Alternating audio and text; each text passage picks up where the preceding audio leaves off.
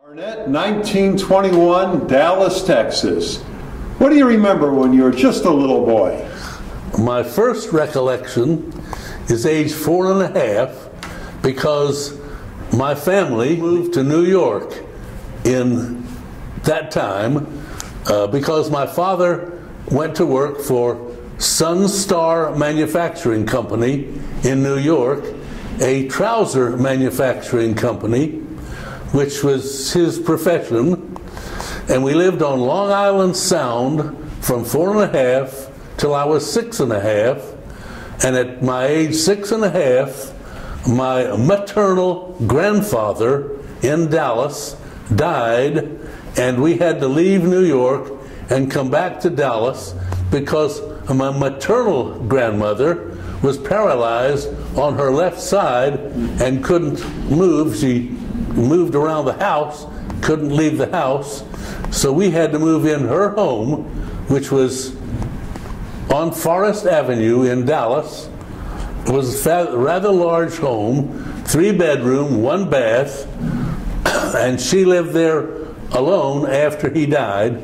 So my mother, father, brother, and I all moved into that house when I was 6.5 years old.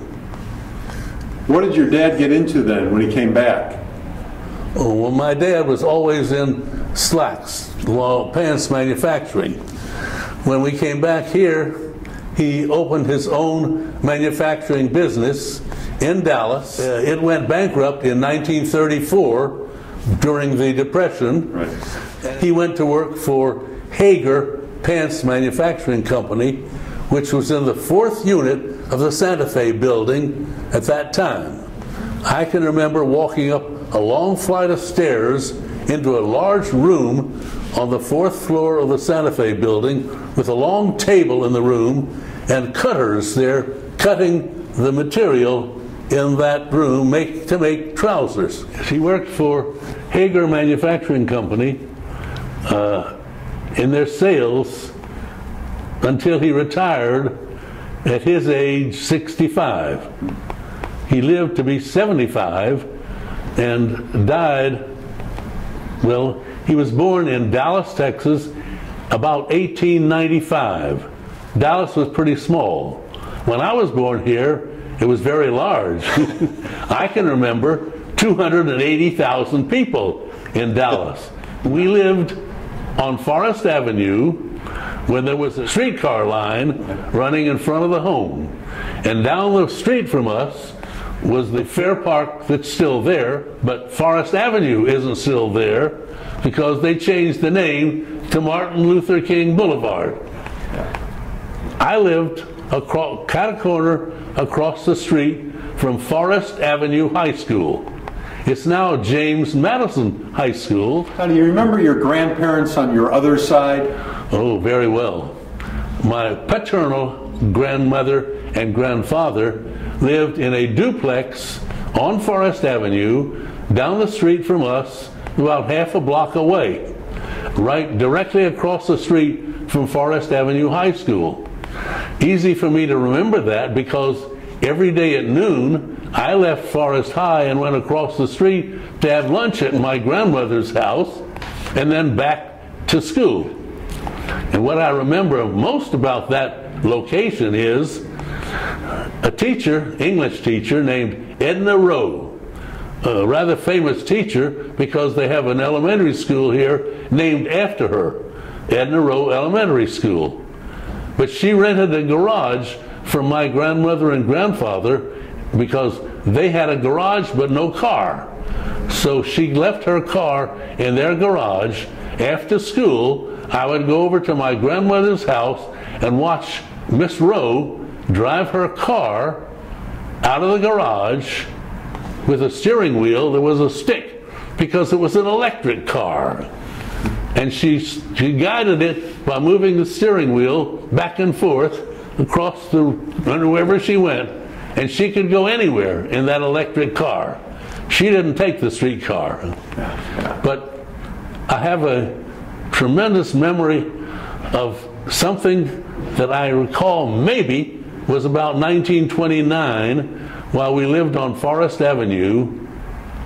Dallas had a tremendous hailstorm.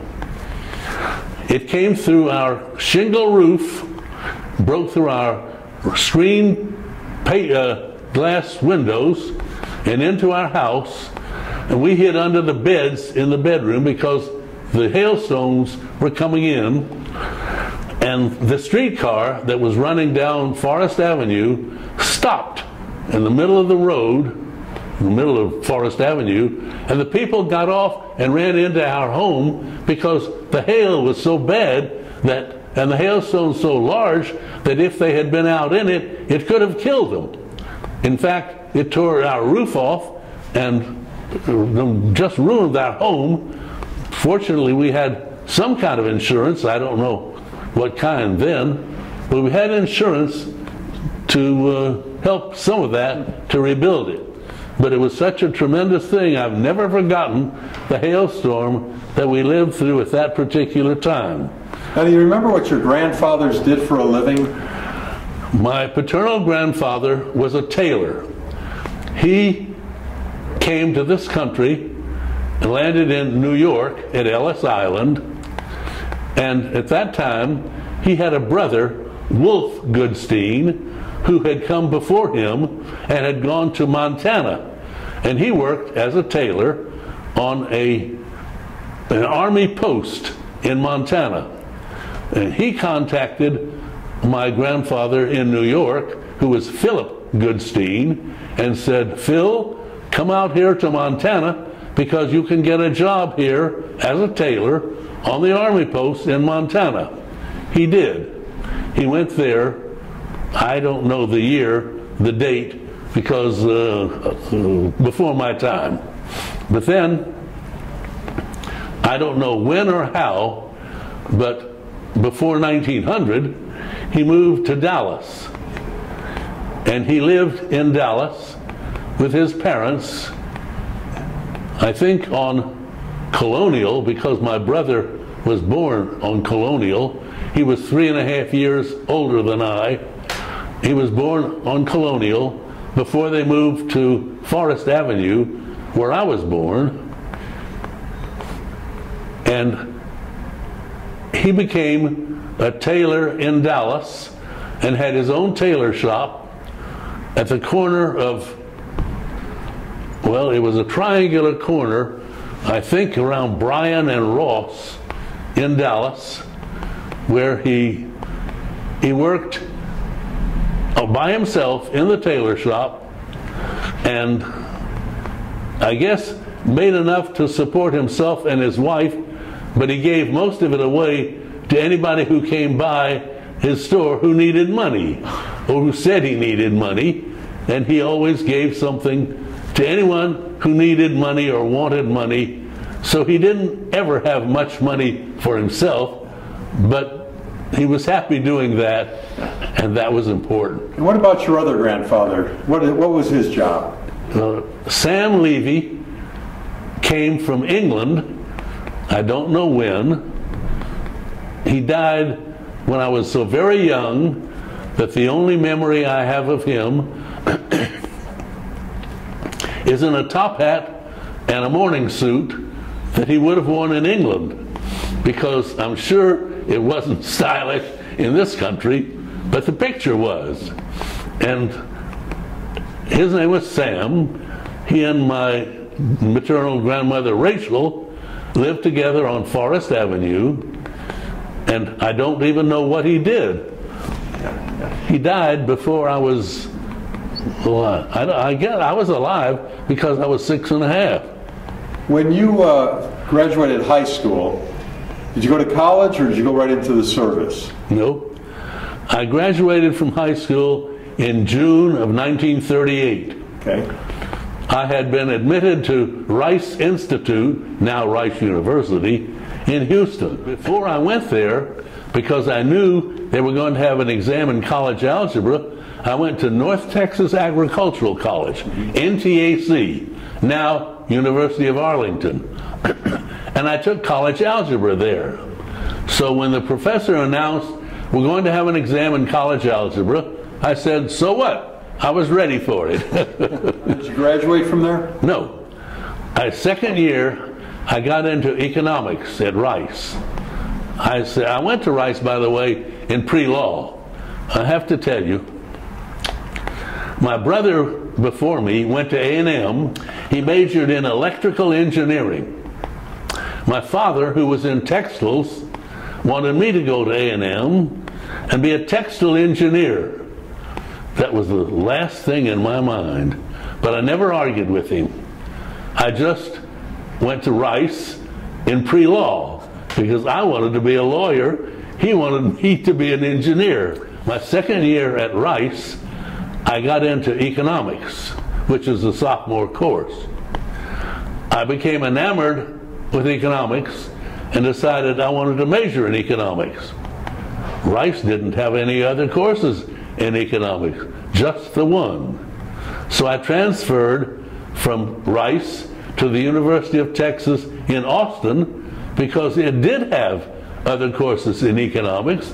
In fact, it had so many that, well, when I transferred, they said you can't take but 15 hours as a transfer student. So I said, all right, when can I take more? They said, when we see whether you make your grades. After my first semester in Austin, I made 3 A's and 2 B's. They said, now you can take more. The rest of the time I was in Austin, I took 7 courses a semester, or 21 hours.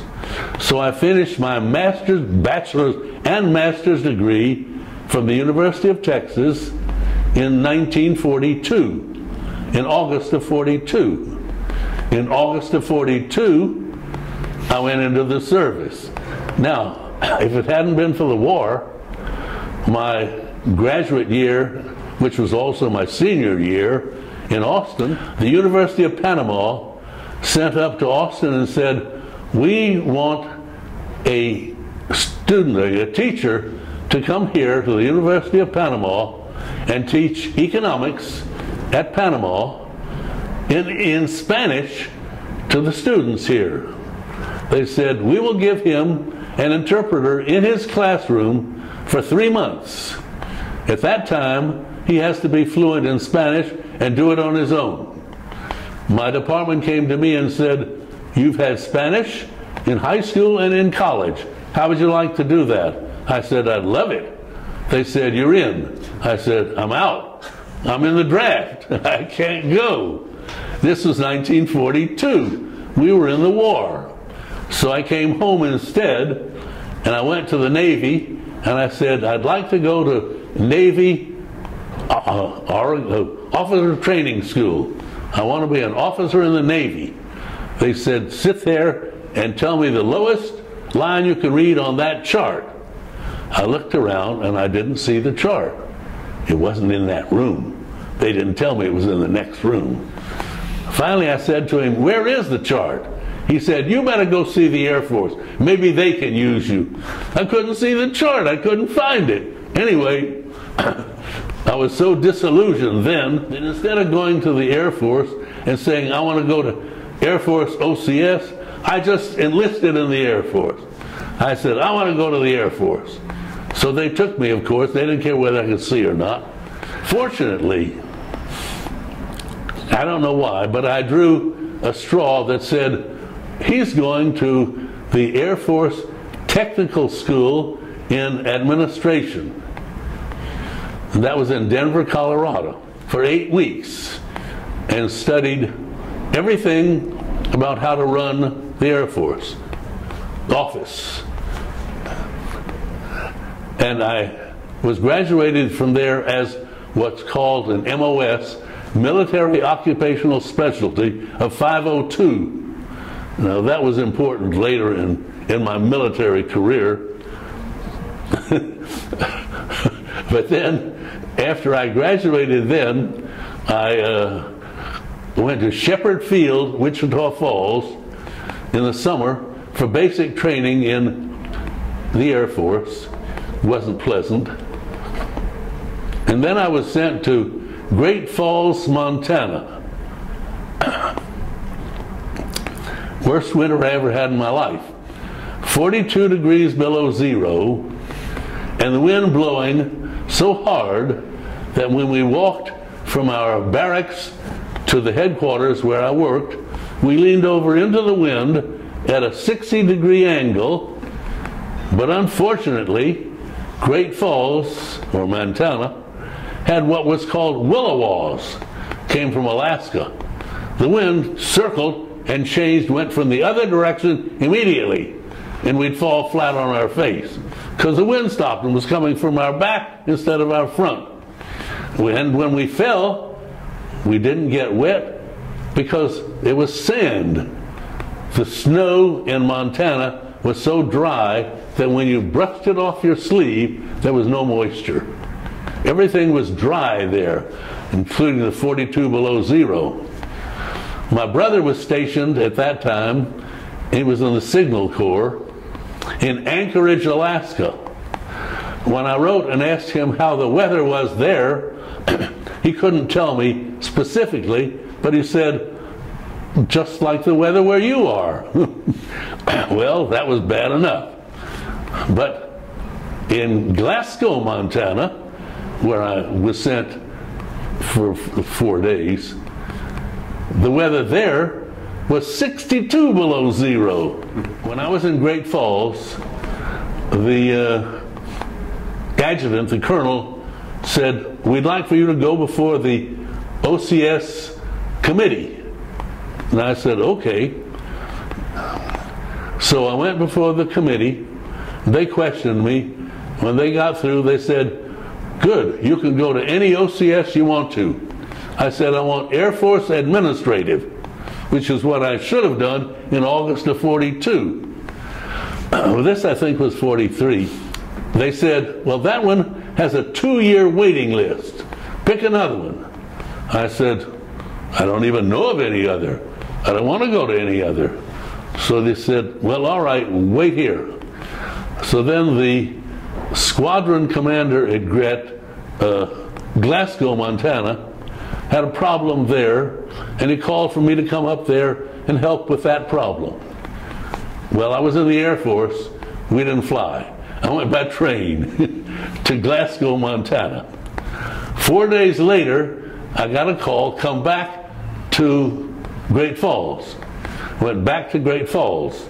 They said, something has just opened, and we know that you don't mind, but you'll become an officer now, but it takes 9 months instead of 3 months. I said, I don't care, what is it? They said, you'll go to a language school. Well, I had Spanish. I said, that's good enough for me. So I left Great Falls, went to a STAR unit in Salt Lake City, and from there they said, you're going to Oregon State College in Corvallis, Oregon, for Spanish. I said, okay. When I got to Corvallis, Oregon, they announced, we're opening a class in Russian. None of you has had any Russian, but you've all had language, some language background. So any of you who want to transfer to Russian can do so. I said, sounds good to me. I want to learn Russian. So I transferred to the Russian. Well, 9 months later, and we had 45 hours a week of Russian area and language, and we were pretty good in Russian then, and we had only Russian teachers, no English teachers. Some of them didn't even speak English. But we didn't graduate as officers because we were in the Battle of the Bulge at that time. And what we needed was cannon fodder. We needed people to go over there and get shot. So we graduated from the Army Specialized Training Program at Corvallis, Oregon one night, and the next morning we were bussed out to Camp Adair, Oregon, which was an infantry camp. Now I went through infantry basic training. Not pleasant. At night, on our backs, we climbed under barbed wire with our M1 Garand rifles, pushing the barbed wire up so we could crawl under the barbed wire, while tracer machine bullets ran over the top. They said, whatever you do, don't stand up. Those bullets are real.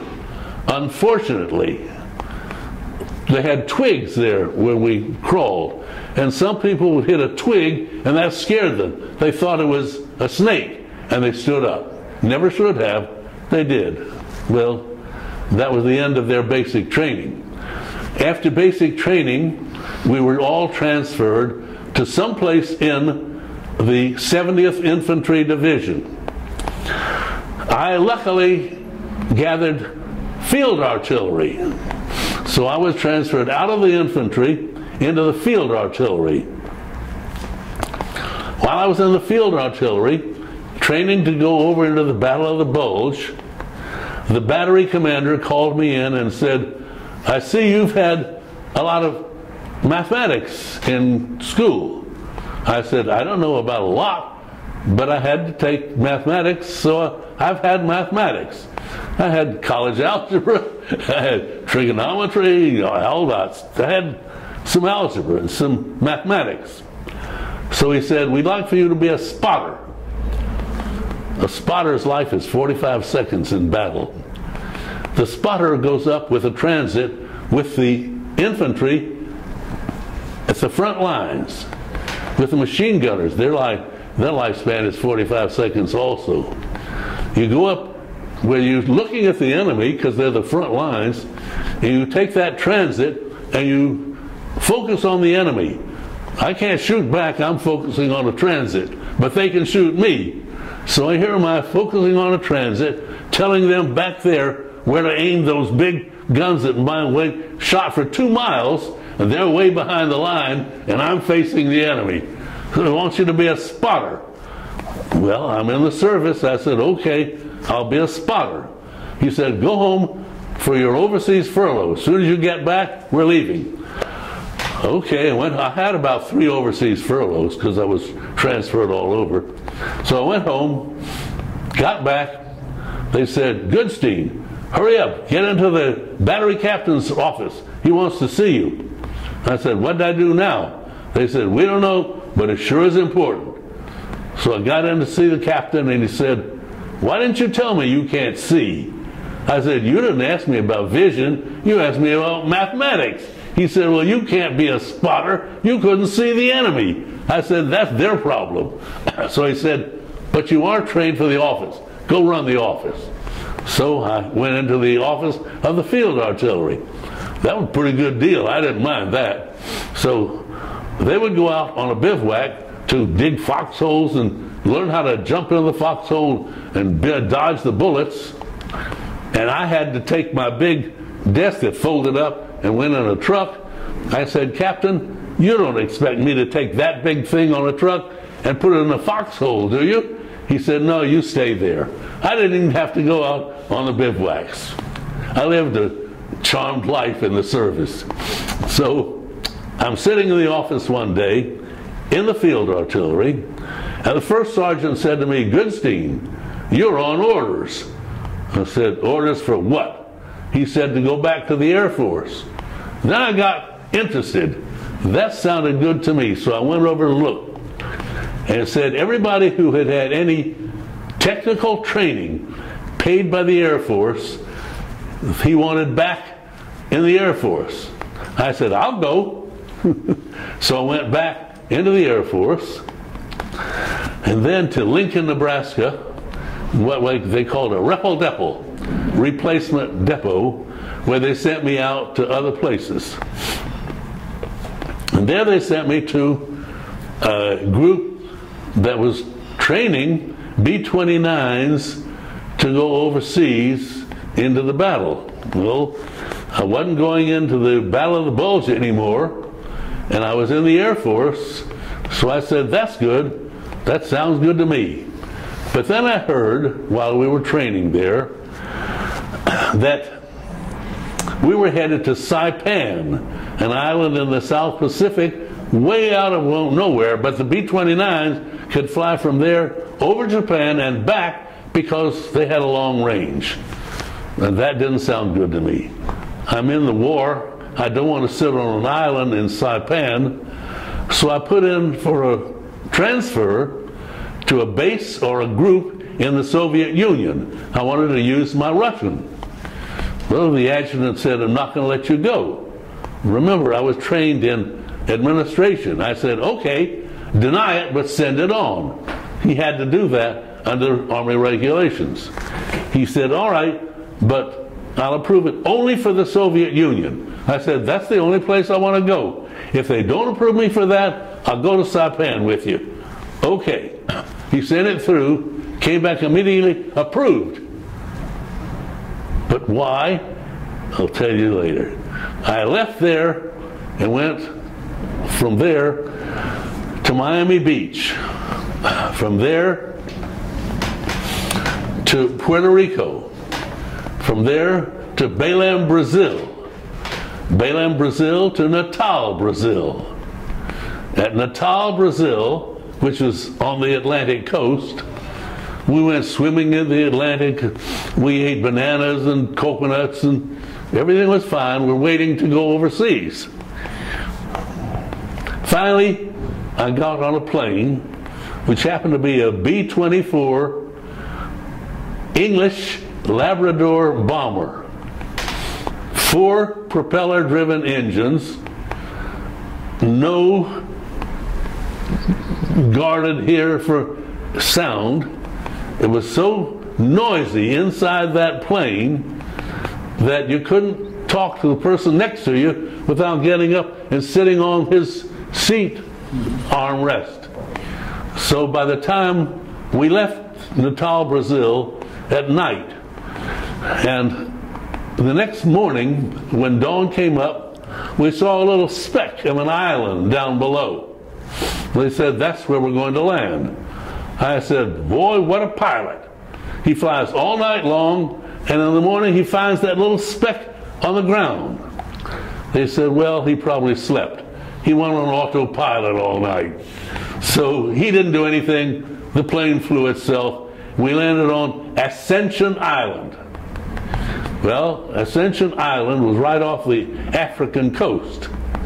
We stopped there, which is nothing but an airfield, and every time we stopped, every time you land in the Air Force or anywhere, they fed you.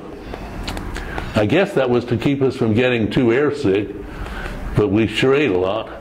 Yeah, because from there we got in a C-46.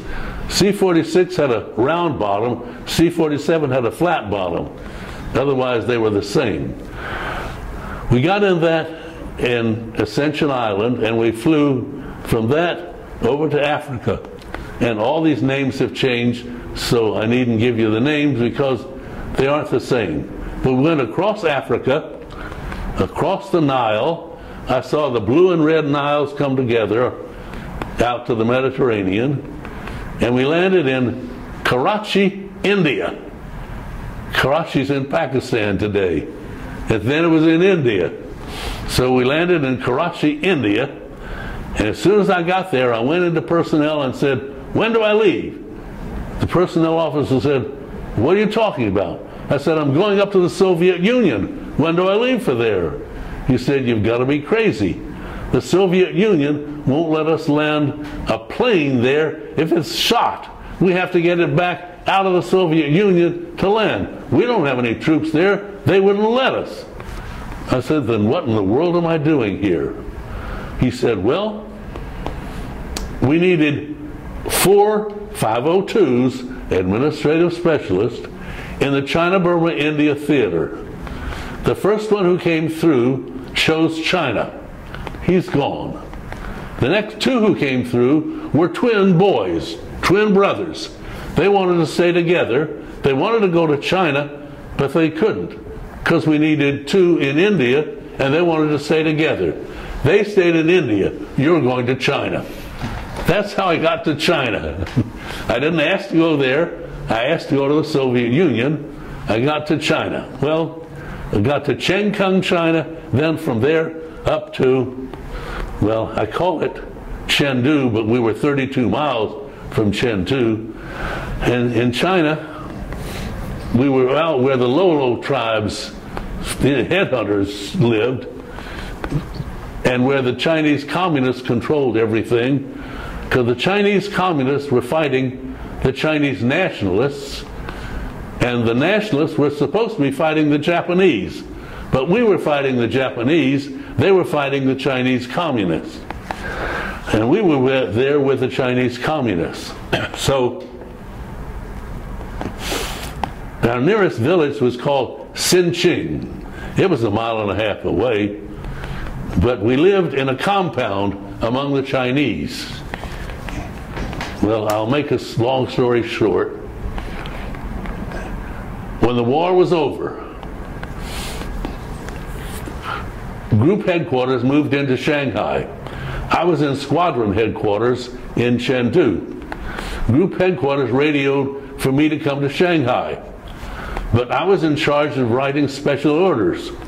And I knew if I had put my points in my special orders, they wouldn't let me come because I had enough points to go home. So I left the special orders off my points, my orders.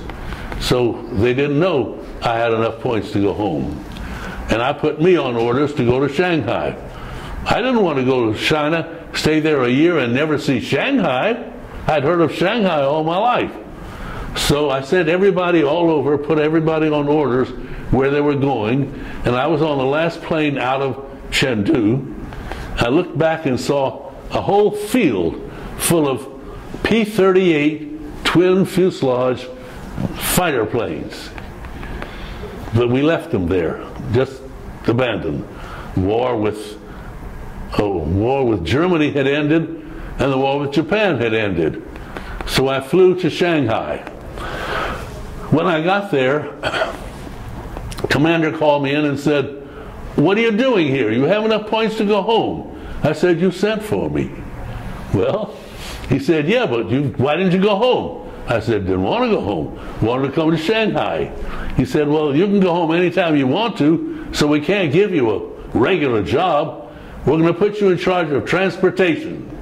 That was nice, because I got in with a group of fellas, Jewish fellas, and I saw to it that someone on our group had a vehicle each night while we were in Shanghai, and I gave vehicles to all the people there. So they used them officially during the day, and at night we gave them for whatever they wanted to do with them. Well, since we had a vehicle, one of our fellows came back one evening and said, "Come on, we're going to a Russian wedding." I said, "Why a Russian wedding?" He said, "Because we've got transportation, and the wedding is here, and the reception is here, and we have to take the patrons from the wedding to the reception. So we're going in our transportation to take them." I said, "Okay." Well, there I met a girl, a Russian girl, who spoke Russian. Well, that was nice, because I liked to speak Russian to her. And I became friendly with her. I lived in a hotel there. I'd invite her over to the hotel to eat with us, and she'd invite me to her home to eat with her family. Her father, oh, by the way, her family, of course Russian, had their business of coming from Russia before the Soviet Union into China with merchandise that they would sell in China, buy Chinese merchandise, take it back to Russia, sell that merchandise in Russia, bring it back to China. That was how they made their living. While there, her father was stabbed to death, was killed in China. Then the revolution in Russia broke out, 1905, and they couldn't go back to Russia, and then it became the Soviet Union, and they didn't want to go back then, so they stayed in China. They moved to Tianjin, and this woman, this girl, was born in Tianjin, China. When she was 4, they moved to Shanghai. At that time, her mother had remarried, and her stepfather had a bar in Shanghai that he ran. He was a saloon keeper. I saw him, but I never really met him and didn't know who he was, except to know he was her stepfather. Her mother, by the way, who was the breadwinner of the family, made lingerie custom made for the Russian women who lived in Shanghai, and she had Chinese tailors who would make the merchandise for her that she sold there. So they all came to her home on Sunday afternoon for what they call tiffin.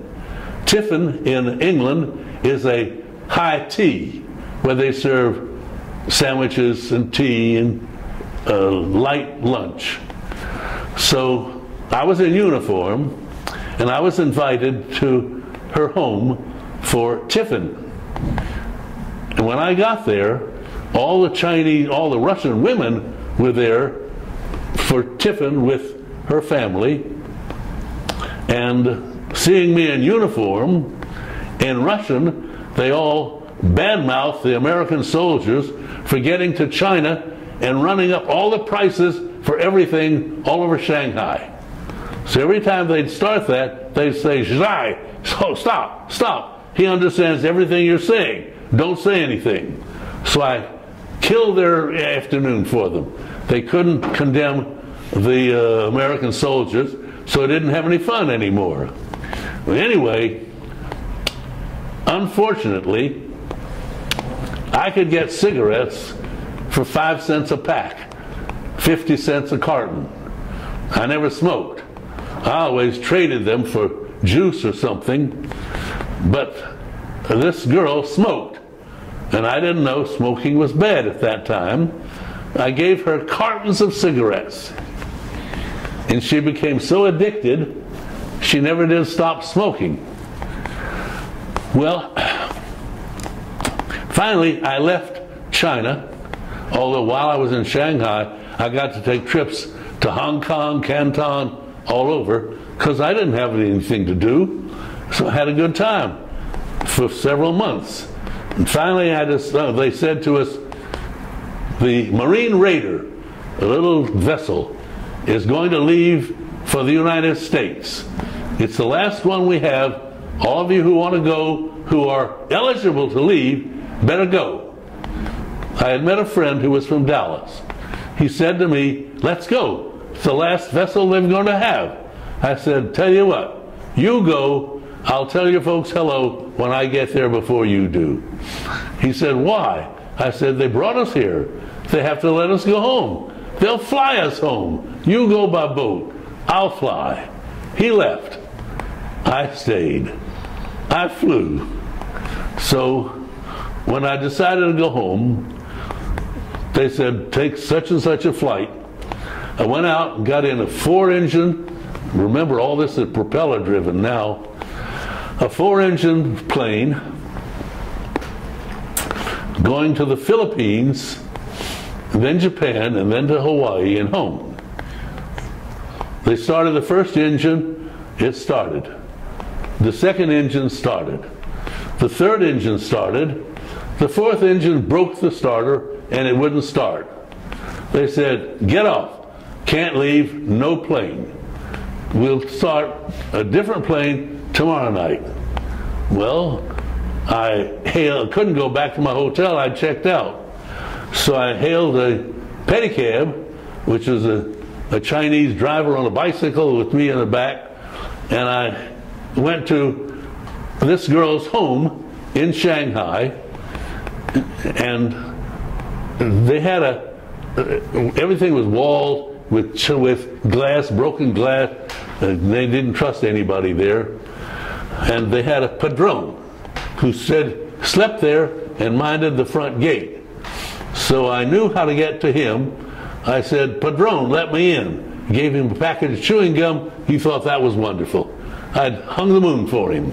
So I went in, because there the homes were all built up. They had one room on each floor, up. And the bathroom was the top, because when you flushed the toilet, gravity took the down, and they couldn't start from the bottom, or they'd have been in trouble. So I went in, and I said, I don't have anywhere to go. I have to stay with you tonight because I can't leave till tomorrow night. They said, okay, you can stay in this girl's room, but she couldn't stay there. She went upstairs to stay with her sister. So I stayed in their home that night, and the next night I went back to the airport, got on another plane, and instead of going to the Philippines, we flew over Japan to the Hawaii. In Hawaii, I was bumped because generals and admirals were going from Hawaii to the United States. So I had to stay in Hawaii about 3 weeks with nothing to do but enjoy Hawaii. So I had a good time there. Finally, got a plane from Hawaii to San Francisco. Remember, I had started at Miami Beach, came back to San Francisco, went all the way around the world by air. A big war. I really fought a lot more in that war. Anyway. How did you get Mira home? No, I came back home and I went to work for an Emanu-El company, but I didn't like that. So I heard that the Bureau of Labor Statistics in Dallas, regional office, had an opening for someone. I went up there to apply for the job, and he said, no, we don't need you here, but I need you out at SMU to teach. See, I had a master's degree in economics. So I said, well, I want to teach, but I'm not ready. I need to learn something before I start teaching. He said, we don't have time for that. All the veterans are coming back and going to school. We need you now. I said, okay, I'll teach. So I went to SMU and started teaching economics there. And while I was there, the University of Dallas had its second year. It started 1 year and then it added a year. So the second year they came to SMU and said, we'd like to get one of your instructors to come teach economics at the University of Dallas. So the department got me and another fella. He had his Ph.D. and he was Catholic. And they got us to a luncheon with the president and the dean of men at the University of Dallas, and we had a luncheon with them. And they could choose whichever one they wanted to go to the University of Dallas. He had his Ph.D. and was Catholic. University of Dallas is a Catholic school. They chose me. I don't know why. Anyway, so I taught there and at SMU. And I taught at SMU in the daytime and at night. They didn't pay me enough so I could retire, so I had to have as many classes as I could stand to make as much money as I could. Well, after my first year there, I was in the second year at SMU, and I decided, I'd looked over all the girls in Dallas. Not one of them I wanted to marry, so I wrote back to Mira in China and said, would you like to marry me? So I sent for her. And I went out to San Francisco, met her ship when it came in, and we flew back to Dallas. And then we were married, I guess one Saturday night at Temple Emanu-El on South Boulevard in Dallas by Rabbi David Lefkowitz, a Reform rabbi who would turn over in his grave if he saw what was happening to our Reformed temple in Dallas today with all the yarmulkes, the taluses, the robes, none of that, and all the Hebrew hymns, and a cantor, and an assistant cantor. And Rabbi Lefkowitz wouldn't even want Hebrew in it. He wanted English. We were in America now. We're Reformed Jews. We speak English. And we did. Everything was English in his service.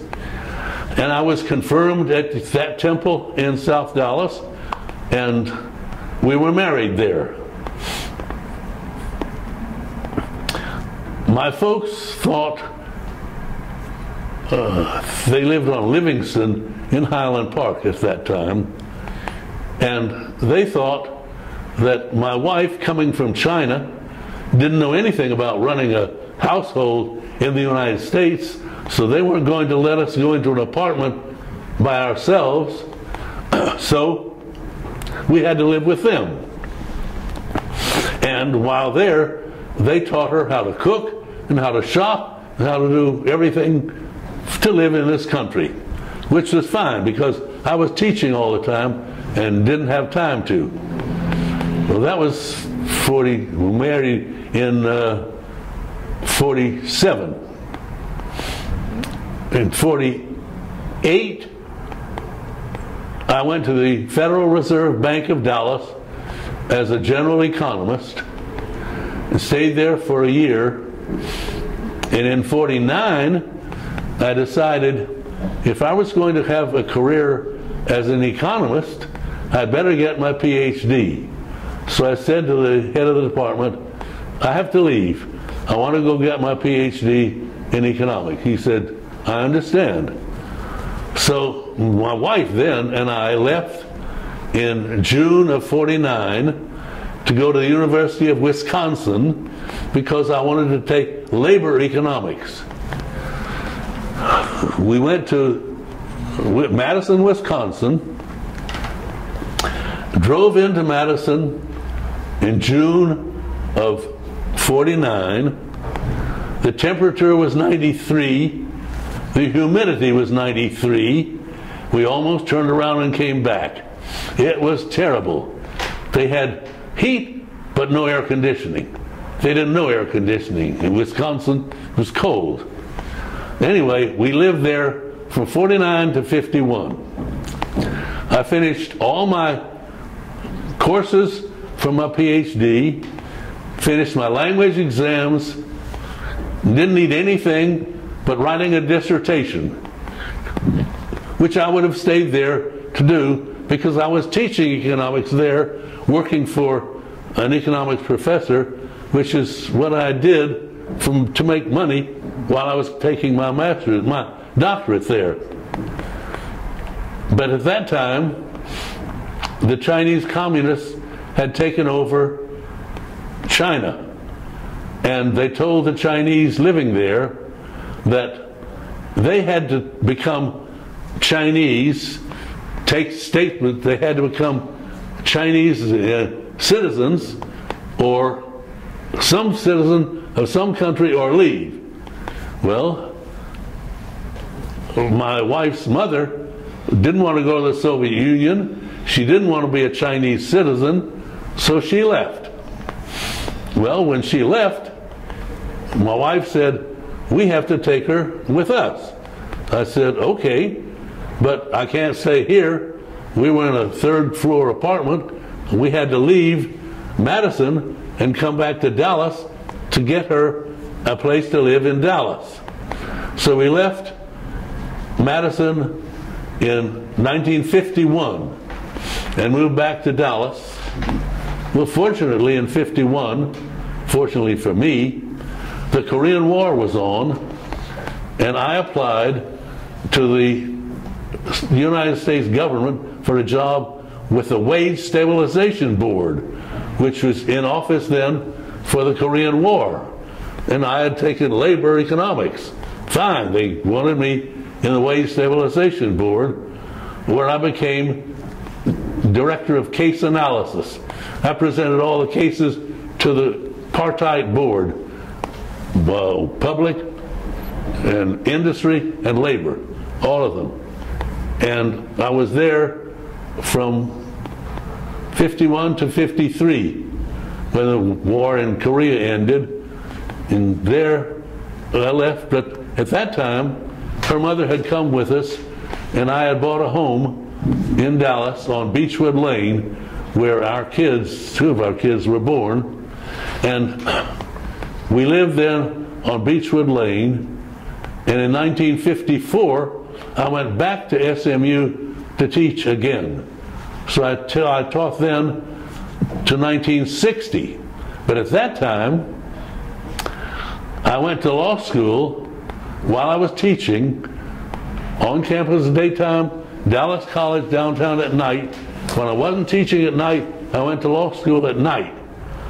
I was determined to get that law degree that I'd started Rice for a few years ago. And it finally, one night, I was at registration. The dean of the law school came over to me and said, "Barney, you can't teach this year. Law school has a 7-year rule. You have to get through in 7 years or you're through." I said, "I won't teach. I want to get through." So I stopped teaching and started law school full-time at night and finished law school in '57. Then most of the law students went to Austin and took a course by some law professor who taught everybody who was going to take the bar. They all went for a crash course because he got them through the bar. I was teaching. I couldn't take off to go to Austin, so I just studied here. Went to Austin, knock wood, passed the bar. Well, that was in 1957. In December of 1957, I was sworn in Dallas. I couldn't go to Austin to be sworn in before the Supreme Court because I was still teaching. So I was sworn in here, and I taught then till '60. In '60, I said, got to start practicing law. So I said, no more teaching. And then I had an offer to go to the Austin College in Sherman, Texas. Good college. To teach economics there. 60 miles away. And I said, no, not going to do that. I'm going to practice law. So I started practicing law in Dallas in December 1957. So in '58, I was a lawyer. I was too old at that time. 36 years of age. Nobody wanted me in their law office. They wanted 22, 30, 24-year-old kids. At 36, who needs you? So I had to open my own office. I was my own practitioner. So I was fortunate then. I met a life insurance agent. And by the way, he worked for Northwestern Mutual Life, best life insurance company in the country. And he took me with him out to West Texas. He had oil people everywhere that he was selling life insurance.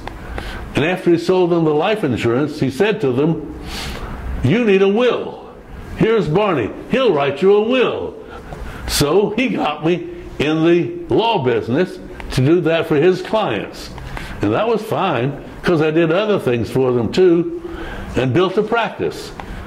Well, you and Mira had 3 daughters, 7 grandkids. Well, we had, first daughter went to Boston and married a man there who had his doctorate in education, major in psychology, and went into psychology as a profession. And she went into public health because when she came back from Austin, she went to Houston, the School of Public Health, and got her master's in public health. So they were in Boston, she worked in the hospital, they worked in the hospital together.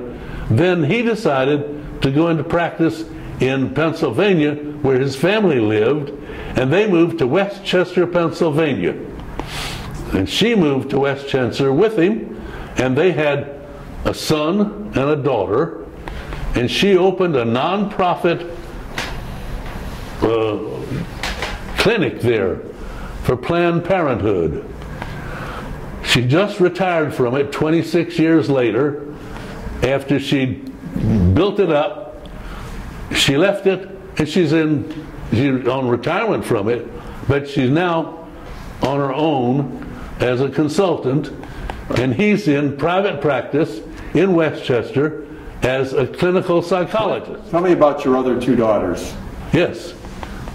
The middle daughter, Heather Ann, went to the University of Texas, graduated with a bachelor's and then a bachelor's, and she majored in Arabic, then a master's in social work. She spent 2 years in Israel teaching English to the little Israeli students. Then she came back here. She married a man here, and they had 2 daughters. Their older daughter now is at the University of Oklahoma, majoring in early childhood education. She's going to be a school teacher. The younger daughter just became a freshman at Pierce High School in Richardson. And your third daughter? My baby daughter had a son, Seth, and later thought she was going to have another child. Turned it out to be twins, a boy and a girl. She had twins, so she has 3 children, and the older child, Vance, is now working for their father, his father, in the battery business, because Henry, North American distributor for Renata batteries from Switzerland. Robin worked with them as national credit manager for several years, but then as the children grew older and she needed to be with them more, she left that and went home to be a mother. Now all the children are grown and gone, and now she has to take care of me. I'm her last child. Well, thanks for doing this today, man. You did a great job. Thank you very much. Well, you're welcome.